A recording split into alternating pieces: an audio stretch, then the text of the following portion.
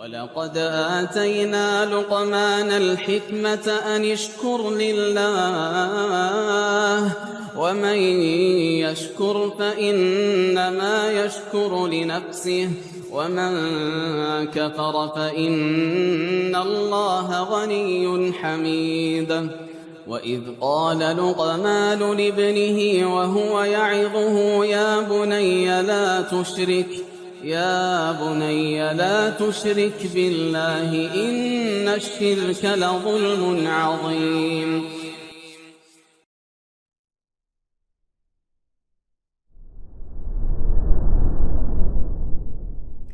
Assalamualaikum warahmatullahi wabarakatuh. Innal hamdalillah nahmaduhu wa nasta'inuhu wa nastaghfiruh wa na'udzu billahi min shururi anfusina wa min sayyiati a'malina may yahdihillahu fala mudilla lahu wa may yudlil fala hadiya lahu. Jazakallahu khair. Wa asyhadu an la ilaha illallah wahdahu la syarika lahu wa asyhadu anna Muhammadan abduhu wa rasuluhu la nabiyya ba'dah. Qala Allah ta'ala fi kitabihil karim, ya ayyuhalladzina amanu ittaqullaha haqqa tuqatih wa la tamutunna illa wa antum muslimun. Ya ayyuhan nasu ittaqu rabbakumul ladzi khalaqakum min nafsin wahidah wa khalaqa minha zawjaha وبث منهما رجالا كثيرا ونساء واتقوا الله الذي تساءلون به والأرحام إن الله كان عليكم رقيبا. يا أيها الذين آمنوا اتقوا الله وقولوا قولا سديدا يصلح لكم أعمالكم ويغفر لكم ذنوبكم ومن يطع الله ورسوله فقد فاز فوزا عظيما. فإن أصدق الحديث كتاب الله وخير الهدي هدي محمد صلى الله عليه وسلم وشر الأمور محدثاتها وكل محدثة بدعة وكل بدعة ضلالة وكل ضلالة في النار. أما بعد, ikhwas sekalian rahimani wa rahimakumullah, tidak lama lagi kita akan berangkat. Enggak lama lagi, karena usia kita di dunia ini terbatas dan ada ajalnya. Allah Ta'ala berfirman, kullu nafsin dha'iqatul maut, setiap jiwa itu dha'iqah, mengecap dan merasakan al-maut. Jadi jiwa ini akan merasakan, dan setiapnya, kullu di sini bermakna semua, dan itu umum mencakup semua dari nafs. Nafs di sini bisa dimaknai nafs insan atau siapapun yang memiliki jiwa atau nyawa, termasuk di dalamnya jin, malaikat, manusia, dan binatang. Semuanya dha'iqah al-maut, semuanya merasakan. Berarti kematian itu sesuatu yang absolutely dirasakan tanpa kecuali. Adapun bagaimana rasanya berbeda antar nafs, antar jiwa. Selagi itu adalah keniscayaan dan kepastian, tidak seorang pun tahu kapan ia mati. Kata Rabb kita Azza wa Jalla, wa ma tadri nafsun madza taksibu ghadan wa ma tadri nafsun bi ayyi ardin tamut. Tidak ada jiwa yang tahu apa yang akan dia dapatkan esok. Ghoda di sini para ahli tafsir terbagi menjadi dua pendapat. Ada yang memaknai ghoda dalam bahasa Arab yaitu yaumul qiyamah, apa yang akan dia dapatkan di hari kiamat nanti. Dan ada yang menafsirkan ghoda di sini adalah hari esok. Al-muhim di sini baik hari esok atau hari kiamat, tidak ada seorang pun dari kita yang mengetahui nasibnya. Wa ma tadri nafsun bi ayyi ardin tamut. Dan tidak ada satu jiwa pun yang mengetahui di bagian bumi belahan mana dia akan mati. Memprediksikan pun tidak. Ada kalanya seseorang yang terbaring di rumah sakit, sudah berhari-hari, berpekan-pekan, bahkan berbulan-bulan, namun justru yang mati adalah yang sehari-hari beraktivitas kerja. Dan orang ini kemudian dan yang di rumah sakit malah sembuh, dan Allah Ta'ala teruskan hidupnya. Maka ketahuilah bahwasannya dengan dekatnya kita dengan ajal, ketahuilah makin dekat kita dengan ajal. Setiap detik, maka setiap detik semakin dekat kita dengan ajal. Dan kita akan menghadapi rihlah yang terpanjang, rihlah yang tak kembali menuju dunia, yaitu rihlah al-barzakhiyah. Kemudian rihlah ukhrawiyah, rihlah di alam kubur dan rihlah di alam akhirat. Yang mana ketika seseorang sudah di alam barzakh, dia tidak akan kembali ke alam dunia ini, dan ketika seseorang sudah di alam akhirat, maka dia tidak akan kembali ke alam barzakh. Artinya akhirat itu final. Kemudian jemaah sekalian rahimakumullah, amalan-amalan itu tergantung khatimahnya. Ini bisa dimaknai, amalan di sini bisa dimaknai setiap single amalan, atau bisa dimaknai yaitu amalan, yaitu kehidupan kita. Kalau makna yang pertama, setiap single amalan, iya, amalan itu harus dituntaskan. La tubtilu a'malakum, janganlah kalian batalkan amalan kalian. Tuntaskan amalan tersebut, diawali dengan niat yang benar, sesuaikan dengan sunnah Nabi SAW, dan jagalah niat tersebut. Juga setelah selesai beramal pun, jagalah amalan tersebut dengan tidak membatalkannya dengan hal-hal yang berpotensi membatalkannya. Kata Allah Azza wa Jalla, ya ayyuhalladzina amanu, di surat Al-Baqarah tentang infak, tentang sedekah, la tubtilu sadaqatikum bil manni wal adha. Janganlah kalian menggugurkan sedekah kalian, menggugurkan amalan kalian dengan dua hal. Satu al-man, kedua al-adha. Al-man ini mengungkit, al-adha yaitu mencederai atau menyakiti. Dan kedua hal ini adalah pembatal sedekah, dilakukan dengan lisan. Yang pertama dengan mengungkit, dan yang kedua dengan menyakiti dengan lisan. Segala bentuk mengungkit itu bisa menggugurkan pahala sedekah atau pahala amalan, kecuali dalam konteks mengungkit yang pertama demi menegakkan hak, atau yang kedua demi mencegah terjadinya kezaliman. Ya, kalau demi menegakkan yang hak, misalnya seorang anak durhaka pada orang tuanya, kemudian orang tuanya bilang, kamu sudah saya didik, sudah saya sekolahkan dari kecil sampai sekarang. Ini mengungkit, tapi ini tidak menggugurkan amalan, karena orang tua ini berhak mendapatkan bakti dari anaknya. Itu enggak masalah insyaallah. Jadi kalau misalnya antum mungkin sesuatu dari anak karena anak ini tidak menjalani hak, maka diperbolehkan. Ya, bapak udah ngasih kamu duit, kamu malah kayak gini sekarang misalnya. Tidak masalah, karena hak bapak yang wajib ditunaikan anak adalah berbakti padanya. Atau yang konteks kedua, mengungkit demi mencegah terjadinya kezaliman atau demi menghentikan kezaliman, maka ini juga diperbolehkan. Ya, contohnya silakan cari sendiri ya. Karena itu jauh larut, nanti kita enggak balik-balik ke sini ya.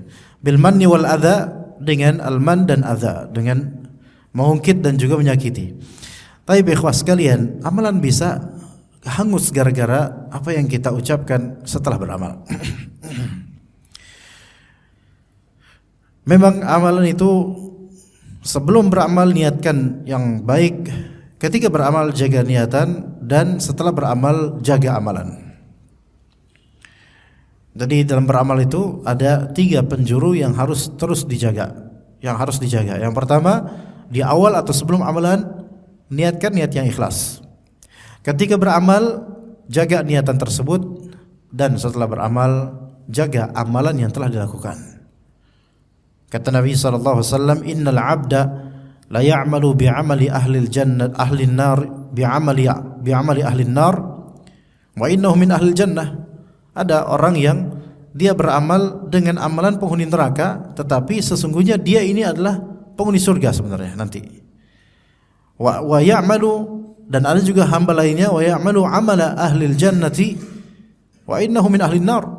Ada orang yang beramal dengan amalan ahlil jannah, amalan saleh, tapi dia termasuk penghuni neraka. Dalam riwayat lain, ya'malu bi'amali ahlil jannati fima yabdu linnas. Dia melakukan amalan penghuni surga yang tampak pada manusia aja.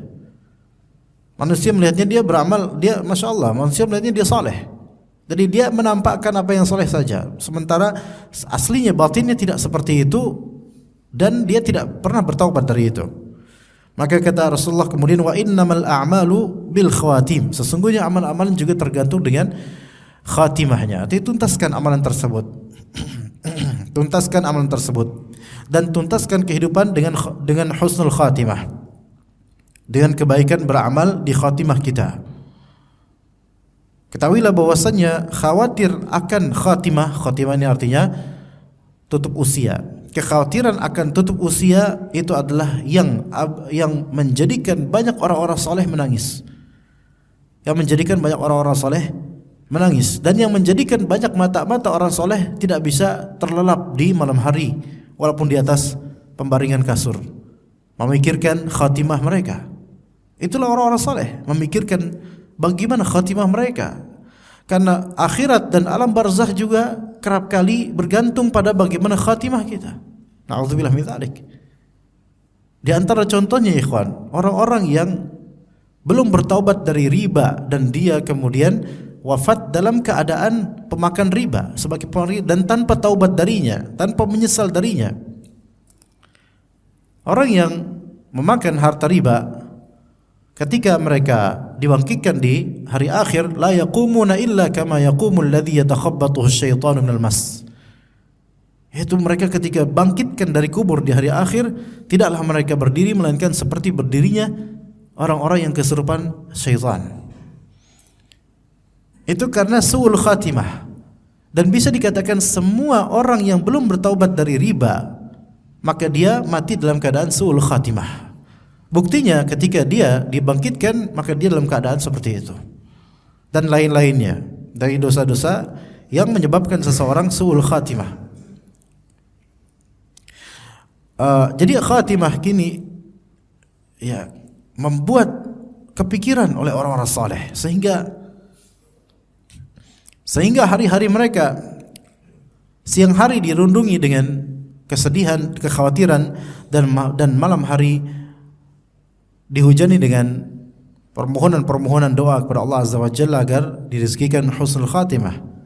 Kata Ibnu Rajab Al-Hanbali rahimahullah, kana salafuna as-salihu yashtaddu khawfuhum wa qalaquhum min dhikri as-sawabiq fa innal khawatima mirathus sawabiq. Sesungguhnya salaf saleh, salafus saleh kita dulu, salafus saleh yaitu orang-orang salaf, sahabat, tabi'in, tabi'ut tabi'in, itu sangat kuat rasa takut mereka dan gejolak qalbu mereka terhadap as-sawabiq, yaitu apa-apa yang sudah termaktub di Lauh Mahfuz. Di Lauh Mahfuz. Karena maksudnya di sini al-khawatim, khatimah kita itu sudah termaktub di Lauh Mahfuz. Siapa yang sul khatimah, siapa yang husnul khatimah. Makanya khatimah itu adalah mirathus sawabiq, adalah warisan catatan Lauh Mahfuz. Sudah diketahui oleh Allah, sudah dicatat oleh Allah, sudah dicanangkan oleh Allah Subhanahu wa taala siapa-siapa di antara kita yang husnul khatimah dan atau suul khatimah. Sudah mafhum, maklum, bahkan siapa di antara kita masuk surga dan masuk neraka itu sudah diketahui. Maka dikatakan qulubul abrari mu'allaqatun bil khawatim. Qulubul abrar, hatinya orang-orang baik itu bergantung pada khatimahnya. Apa maksudnya ikhwah sekalian? Orang-orang yang yang baik, bertakwa, itu senantiasa memikirkan nanti bagaimana khatimahnya. Kalau misalnya kita kata udahlah tawakal aja sama Allah kali, nggak usah mikir panjang, ntar juga mati. Ya ntar juga mati, tapi itulah masalahnya. Mati sih pasti. Husnul khatimahnya ini yang kita nggak bisa memastikan. Yang kita khawatirkan itu tidak terjadi pada diri kita. Na'udzubillah min dzalik. Kemudian ikhwas sekalian rahimakumullah, orang-orang yang diberikan taufik oleh Allah Azza wa Jalla itu di antara hirs mereka, hasrat mereka adalah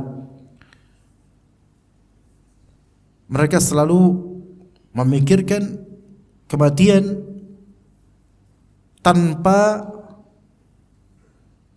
memotong hak kewajiban. Jadi jangan dikira mereka mikir kematian kemudian nggak kerja, nggak ngapa-ngapain, dah hidup sendiri di hutan, nggak gitu, nggak.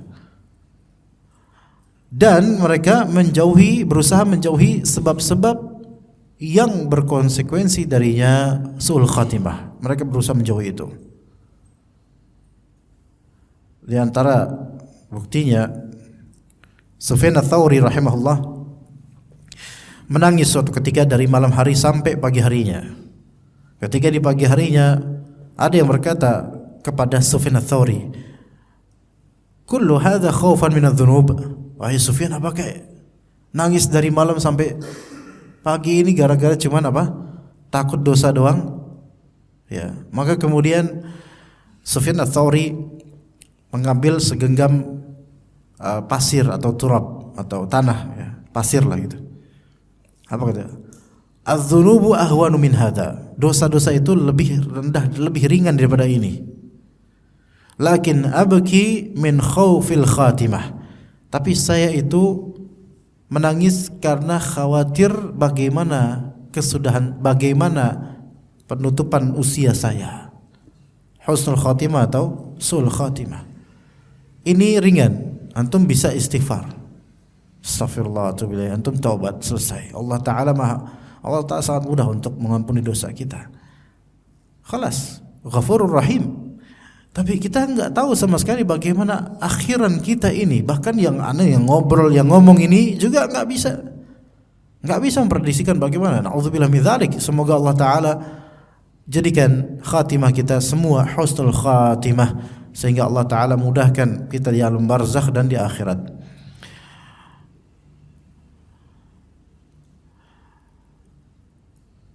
Kata Al-Ghazali rahimahullah, al-khatimah ghairu ma'lumah wa khatrul khatimati baqin.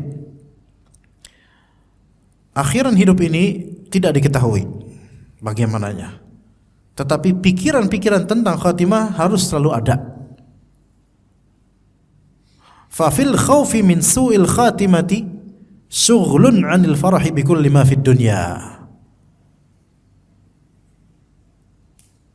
Dalam rasa takut atau dengan sebab rasa takut atau pada rasa takut terhadap su'ul khatimah itu ada kesibukan tersendiri daripada sibuk bergembira dengan apa yang ada di dunia ini.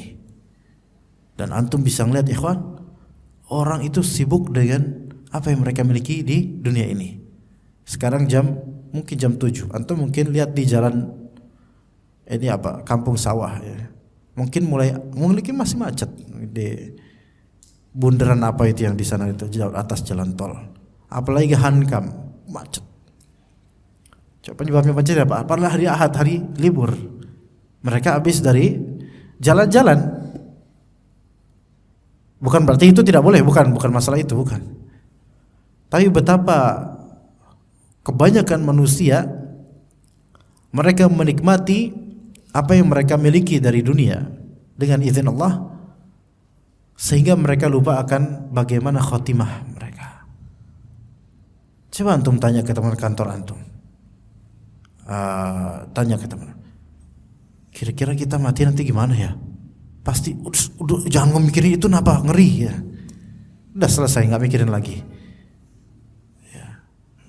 Orang-orang yang sangat jauh pikirannya dari bagaimana khatimah kita, jauh dari bagaimana salaf kita bersikap. Kalau misalnya kita ini sedang senang-senangnya akan dunia yang kita miliki, apapun itu bentuknya, coba pikirkan kita matinya gimana nanti, gitu coba. langsung lemas, langsung enggak. Ya, siapa yang betul-betul mengerti hakikat kematian dan apa di balik itu, dan rihlah yang panjang di balik itu, maka dia akan melihat dunia ini sebentar, sedikit, hina pula. Kecuali yang menjadikan dunia ini sebagai pijakan untuk menuju akhirat dan ridha Allah. Kemudian ikhwah sekalian rahimakumullah, berkata Syekh Shalih Al-Fauzan hafizahullah, al-a'malu bil khawatim, amalan tergantung dengan endingnya. Al-insan la yaghtarru bi'amalih, manusia itu hendaklah jangan terperdaya dengan amalan dia. Wa in kana aslahal salihin, walaupun dia adalah orang yang paling saleh sekalipun, jangan terperdaya dengan amalannya, dengan ilmunya, dengan keustadannya, dengan kesalafiannya, dengan statusnya dia sebagai murid fulan, ustadz fulan, murid syekh fulan. Jangan terperdaya dengan itu. Ini walaupun paling soleh loh. Status-status tadi tidak lazim soleh. Ustadz nggak lazim soleh, nggak mesti soleh. Punya ilmu nggak mesti soleh. Muridnya ustadz fulan nggak mesti soleh, nggak mesti. Tapi anggaplah memang ini soleh. Sesoleh apapun kita, jangan terperdaya dengan amalan kita. Oh, sudah beramal saya. Akan sebagian terperdaya dengan dirinya yang mungkin, saya udah nyunah sejak tahun berapa. Ya, akhirnya kemudian menganggap yang baru hijrah kemarin, tahun kemarin misalnya, kamu kenal kajian tahun berapa? Baru 2018 kan? Kalau ana alhamdulillah udah ngaji sejak 2005. Masya Allah. Terperdaya pada statusnya udah ngaji lama. Ditanya, oh Masya Allah udah dari 2005 ya, Masya Allah, mumtaz. Ayo kita natakalam bil Arabiyyah, kita bicara bahasa Arab yuk Syekh. Antum kan sudah senior lama. Ternyata nggak bisa bahasa Arab. Terperdaya dengan amalan sedikitnya yang kemudian terbongkar aibnya. Tertipu dengan ujubnya. Tertipu oleh cermin yang setiap hari dia tampilkan di hadapannya. Hanya berkiblat pada dirinya dan tidak melihat bahwasanya masih banyak orang yang lebih afdal. Tidak boleh orang terperdaya dengan kesalehannya kalaupun itu ya saleh. Dan sesungguhnya orang-orang saleh tidak terperdaya dengan kesalehannya. Sebagaimana orang-orang yang beriman khawatir akan kemunafikan, dan orang-orang munafik tidak ada kekhawatiran sama sekali akannya. Kemudian masih kata Syekh Shalih Al-Fauzan, la yaghtar bi'amalihi, jangan dia terperdaya dengan amalannya. Bal yakhafu min su'il 'aqibah, melainkan hendaknya dia takut, khawatir akan kesudahan yang buruk. Fal a'malu bil khawatim, kehidupan amalan kita ini tergantung dengan khatimahnya kita, bagaimana nanti akhirannya. Walakin, jangan berputus asa. Walakin min lutfillahi azza wa jalla bi'ibadihi anna man 'asha 'alal khair fa innahu yukhtamu lahu bil khair. Tetapi di antara kelembutan Allah azza wa jalla kepada hambanya, di antaranya apa? Bahwa siapa yang hidup di atas kebaikan terus, maka dia insyaallah akan khatimahnya khatimah yang baik. Wa man 'asha 'ala syarr, siapa yang biasa hidup di atas keburukan, fa innahu yukhtamu lahu bisyarr, dia akan ditutup usianya dengan keburukan. Fal insanu ya'malul asbaba wa yuhsinu dhanna billahi azza wa jalla. Hendaknya manusia itu menempuh sebab-sebab, kemudian dia husnudzan pada Allah dengan sebab tersebut, semoga Allah Ta'ala merahmatinya. Gitu. Jadi kajian ini bukan berarti kita harus ketakutan berlebihan sehingga kita mencabut diri kita dari kenikmatan dunia sama sekali. Enggak, bukan begitu.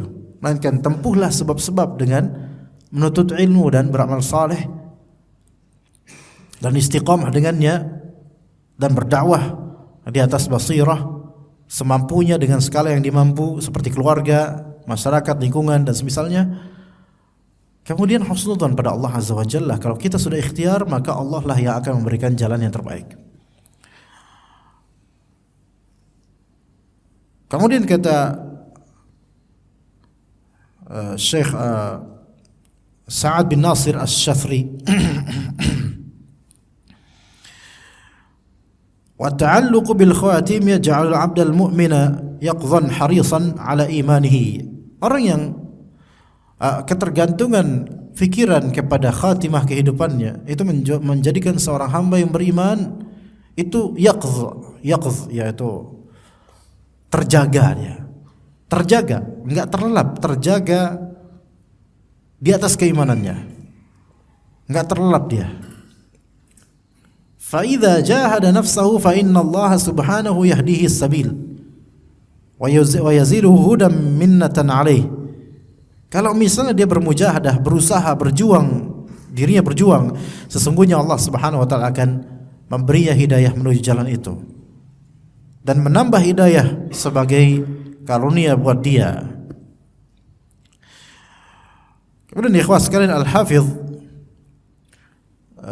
Al-Hafidh Ibnu Rajab rahimahullah berkata, kana yata'awadhu billahi fi salatihi min arba' wa ya'muru bitta'awudh minha. Rasulullah SAW itu berta'awudz kepada Allah Azza wa Jalla, minta perlindungan kepada Allah Azza wa Jalla di salatnya dari 4 hal. Dan ini perintahnya Rasulullah SAW untuk berta'awudz darinya. Sebagaimana kita ini juga lakukan di akhir salat kita. Allahumma inni a'udzubika min adzabi jahannam wa min adzabil qabr wa min fitnatil mahya wal mamat wa min fitnatil masiihid dajjal. Artinya apa ya Allah, sesungguhnya saya berlindung kepada Engkau dari apa? Dari fitnah jahannam, dari azab jahannam. Ya, Allahumma inni a'udzubika min azabi jahannam wa min azabil qabr, dan kedua dari azab kubur, 2. Wa min fitnatil mahya wal mamat, fitnah kehidupan dan kematian, wa min fitnatil masiihid dajjal, fitnah ad-dajjal. Yang ketiga itu fitnatul mahya wal mamat, fitnah kehidupan dan fitnah kematian. Di kehidupan ini banyak fitnah, kita berlindung pada Allah darinya. Dan fitnatil mamat dikatakan wa fitnat, kata Ibnu Rajab alhamdulillah, wa fitnatul mamati yadkhulu fiha su'ul khatimah. Di antara fitnah kematian adalah su'ul khatimah. Berlindung kepada Allah dari su'ul khatimah. Ini di antara sebab dan trik supaya kita tidak mati dalam su'ul khatimah. Bacalah doa ini fi duburi kulli shalah, di setiap akhir salat-salat kita, sunnah maupun wajibah. Iya, Allahumma inni a'udzubika min 'adzabi jahannam wa min 'adzabil qabr wa min fitnatil mahya wal mamat. Fitnatil mahya wal mamat. Fitnatil mamat su'ul khatimah, dan di antara bentuk fitnatil mamat juga fitnah kematian. Disebutkan oleh Al-Imam Al-Qurtubi dalam At-Tadhkirah. Ya, kitab beliau At-Tadhkirah fi ahwalil mauta. Dan ulama lainnya menyebutkannya juga. Walaupun ini tidak absolut pasti begini, tapi betapa adanya seseorang yang di akhir kehidupannya menjelang kematiannya ada terjadi padanya fitnah, yaitu tampak padanya syaitan. Tampak padanya syaitan yang berusaha menggodanya untuk menyeretnya dari jalan Islam menuju kekufuran. Dan ini pernah terjadi beberapa cerita. Ya. Sehingga orang yang saat ini membutuhkan bantuan dengan sesak nafas sebentar lagi wafat, tampak padanya syaitan, tapi dengan penampakannya seolah-olah orang saleh. Kemudian berusaha agar calon mayit ini wafat dalam keadaan kufur, atau minimal wafat dalam keadaan ujub dengan amalannya, terperdaya dengan amalannya. Ini termasuk fitnatul mamat kalau itu terjadi. Fa na'udzubillah min dzalik. Ya, maka waspada orang-orang yang berteman dengan syaitan. Makanya punya khodam, punya jimat, berkawan dengan syaitan, indigo, itu semua dikhawatirkan kalau dipelihara bisa menjadi sebab su'ul khatimah. Memang banyak kata orang, ntar kalau pakai jimat susah lo matinya. Sebenarnya bukan masalah susah matinya, belum takdir Allah Ta'ala emang itu kan. Tetapi di sini ada syaitan yang memang berusaha membuat dia itu mati dalam kekufuran kalau bisa. Ini fitnah dan musibah terbesar, musibah syirik. Ya. Jadi itu track pertama atau sebab pertama kita mendapatkan husnul khatimah, yaitu berdoa kepada Allah Azza wa Jalla. Di antara doanya ini. Karena konsekuensi dari terlindungi dari fitnatil mamat adalah kita mendapatkan husnul khatimah. Ya. Kemudian ikhwah sekalian rahimakumullah, kata Al-Hafidz Ibnu Rajab lagi masih di tempat lainnya, al-mu'minu yamshi ma'al bala kaifama musyabih. Seorang beriman dia akan senantiasa berjalan bersama cobaan. Orang yang beriman senantiasa akan selalu berjalan bersama cobaan, ujian, bala, musibah, cobaan, ujian. Kaifama musyabih, seperti apapun dijalankannya dia dengan cobaan itu. Fayuqallibuhul bala'u yumnatan wa yusrah. Tapi ujian itu bisa beralih menjadi kemudahan. Fatakuna aqibatuhu al-afiyata minal bala'i wa husnul khatimah. Maka bisa jadi gara-gara cobaan atau ujian tersebut konsekuensinya adalah dia selamat di ending kehidupannya dari fitnah akhir kehidupan dan mendapat husnul khatimah. Boleh jadi seorang muslim mukmin dia mendapatkan musibah bertubi-tubi sepanjang hidupnya, kemiskinan ini itu dan seterusnya. Ujiannya banyak. Tapi kalau dia mau husnudzan sama Allah, ujian-ujian ini sangat memungkinkan berefek kepada husnul khatimahnya insyaallah. Kalau dia sabar. Iya, dan berefek kepada barzakhnya dan akhiratnya insyaallah kalau dia sabar. Karena dosa-dosa gugur. Karena hilanglah sebab-sebab su'ul khatimah gitu loh. Orang yang terkena musibah dan ujian gak bisa apa-apa, maka dia lebih jauh daripada dosa kalau dia bersabar. Lebih jauh dari dosa dibandingkan dengan orang yang mendapatkan kenikmatan dan kesempurnaan nikmat. Makanya sebagian salaf berkata, ikhwan, dan ini kalimat yang masya Allah. Dulu ketika fakir kami bisa bersabar. Sekarang ketika kami kaya kami gak bisa bersabar. Coba antum dalami kalimat tersebut. Dulu ketika miskin, fakir, kami bisa bersabar. Sekarang ketika kita punya apa-apa, kami nggak bisa bersabar. Sahih amla? Sah. Anda nggak tahu, Anda apa AC dari dulu Ustaz Adam Husainin? AC sejak kapan ya, kawan? Waktu masih kecil, masjidnya mungkin belum ada AC. Atau anggaplah rumah antum dulu 10 tahun lalu mungkin belum pernah punya AC di rumah. Mau panas mau apa, paling kalau ada kipas angin itu pun belum tentu ada. Tahan nggak? Tahan, sabar. Sekarang mati listrik, token habis, AC nggak nyala, nggak bisa sabar. Itu manusia kayak gitu cuma.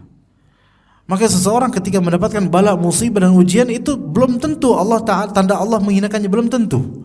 Makanya kata Sufyan Ats-Tsauri yang maknanya seorang hamba lebih afdol baginya, buatnya lebih afdol di masa dia itu sedang diberi musibah.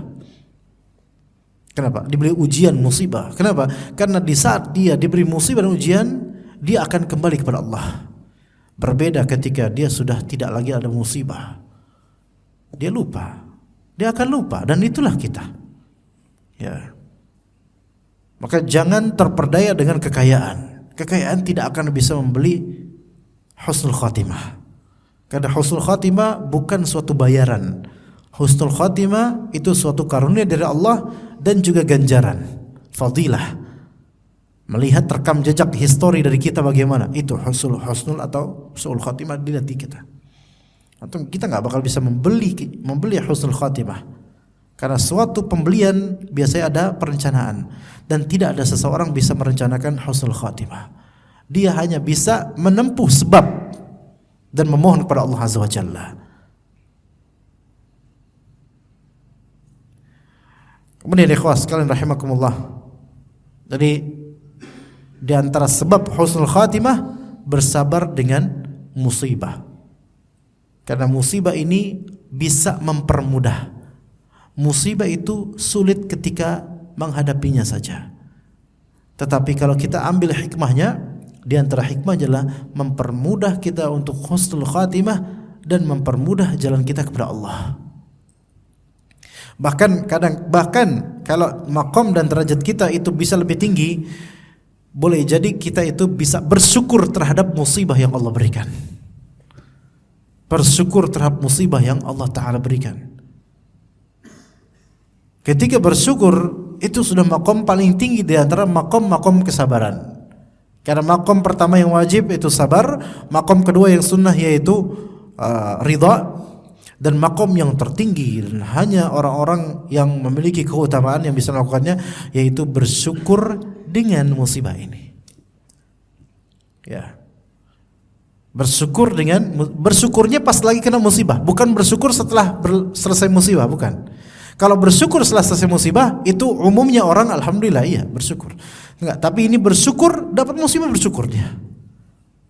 Dan di antara bentuk syukur ketika mendapatkan kesulitan atau musibah, bentuk syukur yang masyru' disyariatkan tapi perlu disanubarikan adalah perkataan kita alhamdulillah ala kulli hal ketika ada kena musibah atau hal lainnya dari hal yang negatif. Alhamdulillah ala kulli hal.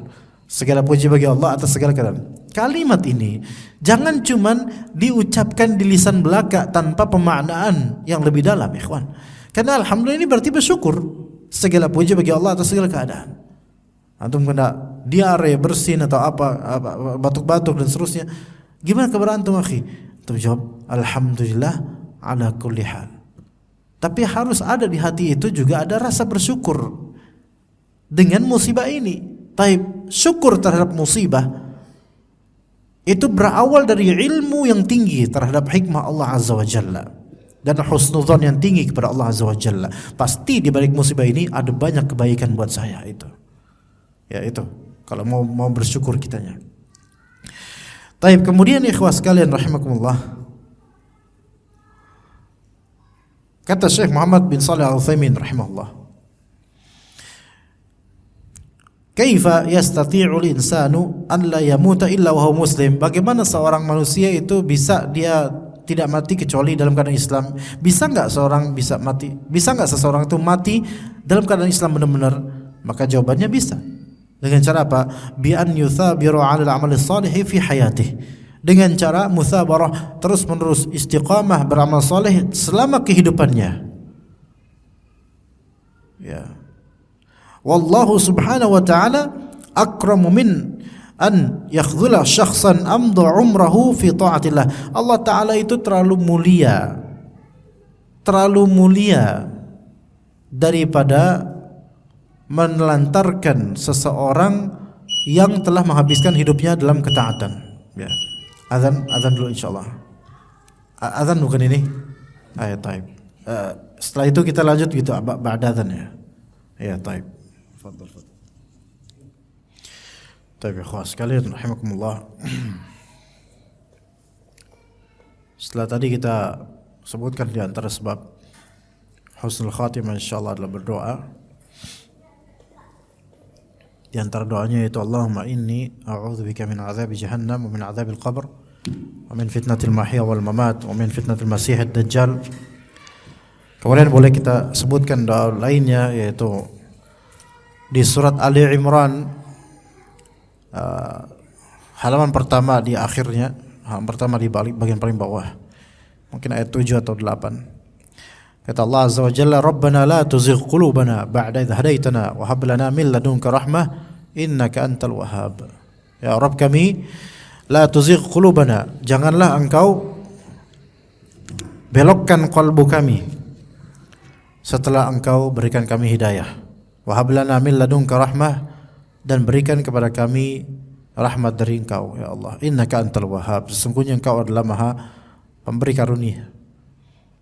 Kemudian di antara doa yang Rasulullah SAW berulang-ulang mengucapkannya, ya muqallibal qulub, tsabbit qalbi ala dinik, wahai pembolak-balik hati, tsabbit yaitu teguhkanlah qalbu saya di atas agama Engkau. Kata Allah Azza wa Jalla di surat Ibrahim, yuthabbitullahu alladhina amanu bil qawli tsabiti fil hayatid dunya wa fil akhirah.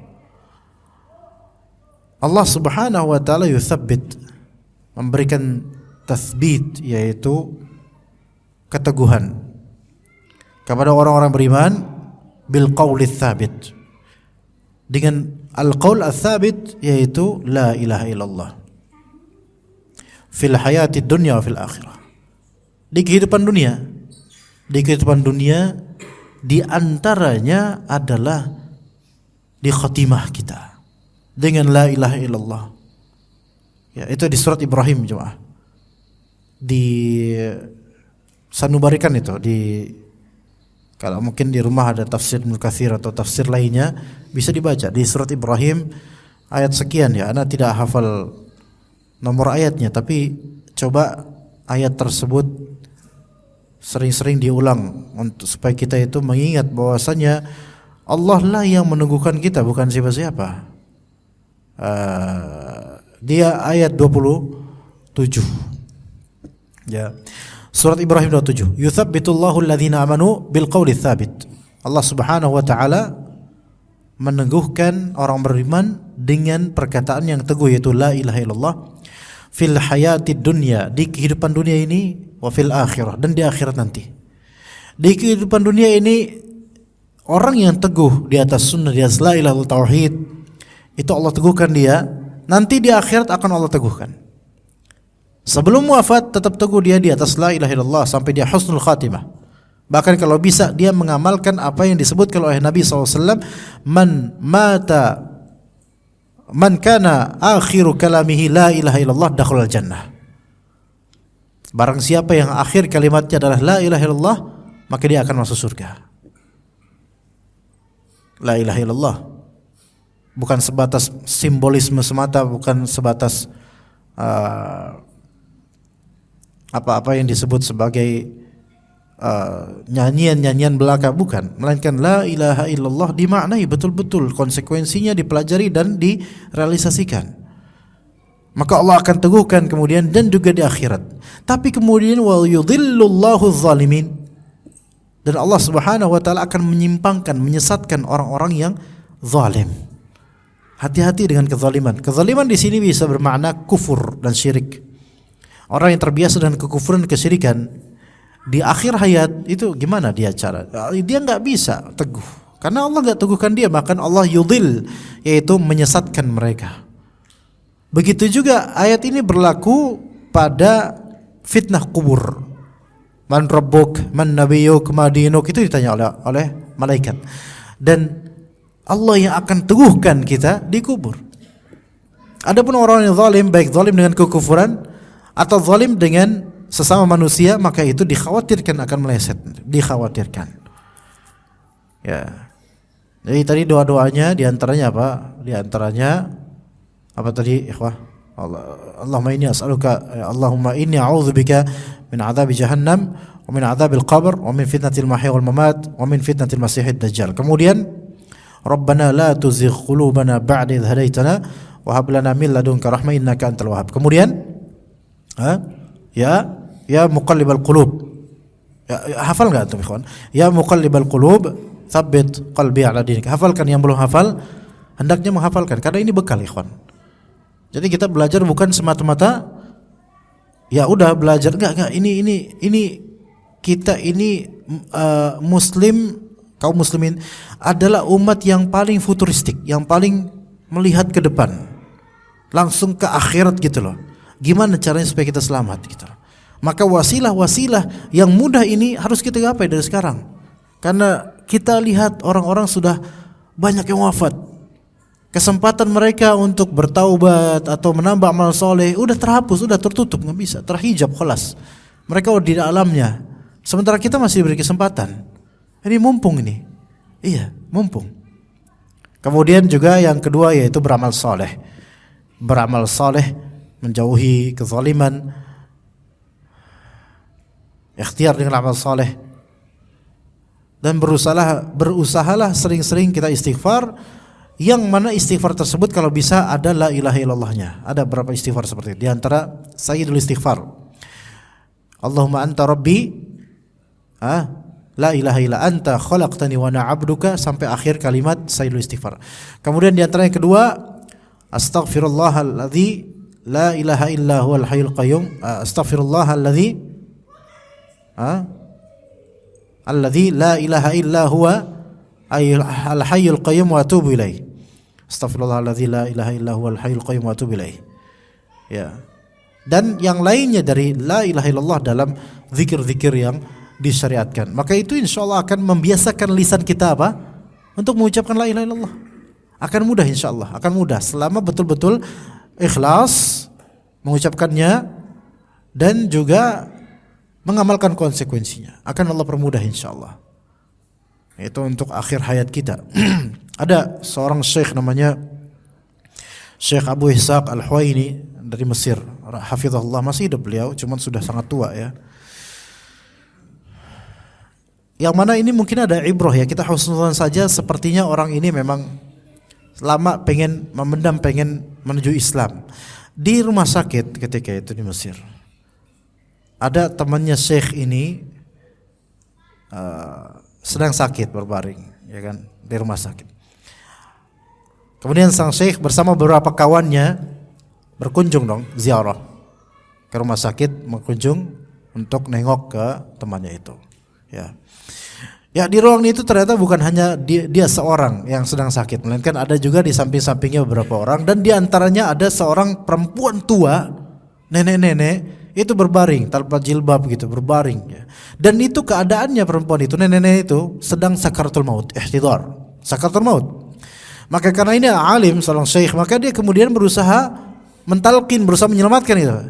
Bu, ya kok bahasa kita ya, nek atau mbah atau mbok gitu kan. Baca la ilaha illallah. Ya kan? Baca la ilaha illallah. Kan itu kan sunnahnya begitu. Laqinu mautakum la ilaha illallah, kata Nabi SAW. Talqinkan orang yang akan mati di antara kalian dengan la ilaha illallah. Cukup itu. Tidak harus lengkap Muhammad Rasulullah, enggak harus ya. Tapi cukup la ilaha illallah, karena kalau lengkap itu memberatkan juga buat calon mayit ya. Kepanjangan la ilaha illallah wahdahu la syarikalah lahul mulku, ya kepanjangan itu enggak sempat itu ya. Maka la ilaha illallah la ilaha illallah, ayo nek, ayo baca la ilaha illallah. Akhirnya dia mampu, nenek-nenek itu membaca la ilaha illallah,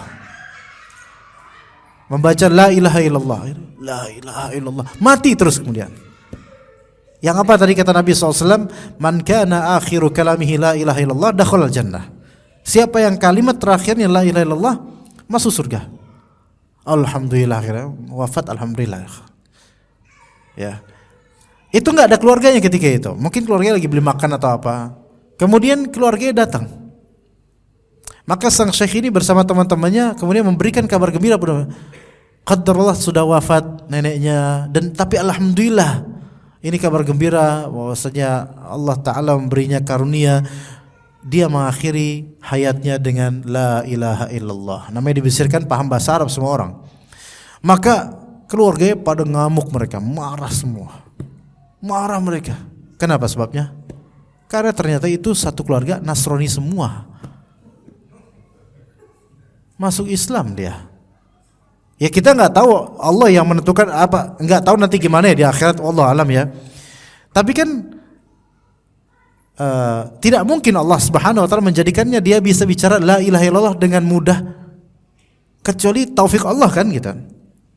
Allah alam, ini nggak tahu, Allah alam ya. Ditakwilnya sepertinya seolah-olah nenek ini sepertinya memang udah lama pengen masuk Islam, cuman mungkin tertahan oleh keluarga. Mungkin ini hanya kemungkinan. Tapi kan zahirnya dia seperti hadis Nabi, siapa yang akhir kalimat hayatnya la ilaha illallah masuk surga.